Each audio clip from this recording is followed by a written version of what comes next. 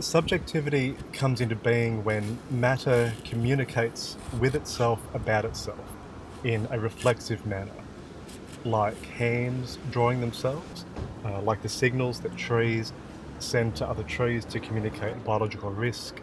But consider a tree not talking to other trees, but rather talking to itself about itself, sending messages to itself about itself in an analogous manner against a mirror.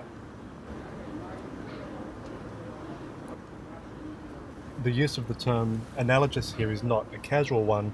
This is quite literally the very same birth process that the formation of an analogy experiences. Consciousness, subjectivity, is an analogy of itself. It comes to life as analogy through the manner in which it relates to and about itself. Our subjectivity is a split between two states, the I think and the thing that thinks. Or you might think of it in other ways, like the flat language you give to your thoughts and the symbolic thought tools that are fueled by the shadowed, unknowable intentions to approach knowing. This split is the subject itself, is our subjectivity. Within the split is, as long as we live, an always manifesting antagonistic potential that moves always within a position of incompleteness. This incompleteness is not an epistemological incompleteness of not knowing enough about one's own limitations of possible perceptions, but rather it's an ontological incompleteness, rising out of a negative space, out of this split, that we might consider as less than nothing.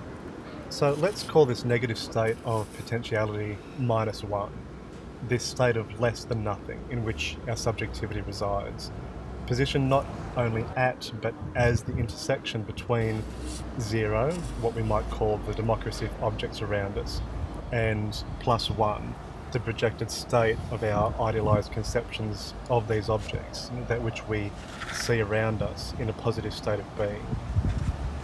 Our subjectivity here should again be re-emphasized not as something or nothing, but literally as less than nothing, as a sublimation, a gap, a split that is always ontologically incomplete and in analogous dialogue with itself, in much the same way that matter talked to itself about itself in order to create subjective consciousness in the beginning.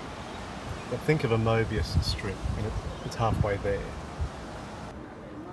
It might be tempting to see this as just another dualism, or even as another structural trilogy, like the Father, Son, Holy Ghost, or the Three Blind Mice, or the Third Eye, or whatever, but it's more accurate to see it as two that is also one, as a dialectic that is not seeking a resolution of, say, two becomes one, but rather as an antagonism that supports this structure through conflict, through dialogue, in a manner that one can only exist within the antagonism between two dualities.